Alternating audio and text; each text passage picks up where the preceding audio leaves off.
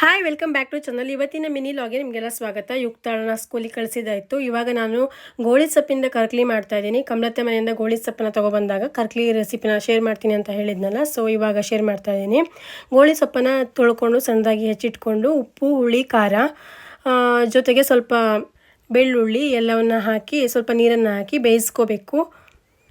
ಖಾರಕ್ಕೆ ನಾನಲ್ಲಿ ಸಣ್ಣ ಮೆಣಸು ಮತ್ತು ಹಸಿಮೆಣಸನ್ನು ಸೇರಿಸಿದ್ದೀನಿ. ಸ್ವಲ್ಪ ನೀರು ಹಾಕ್ಕೊಂಡ್ರೆ ಸಾಕಾಗುತ್ತೆ, ಯಾಕೆಂದರೆ ಅದು ಆಮೇಲೆ ಸ್ವಲ್ಪನೇ ಆಗಿಬಿಡುತ್ತೆ ಸೊಪ್ಪೆಲ್ಲ ಬೆಂದಾದ್ಮೇಲೆ.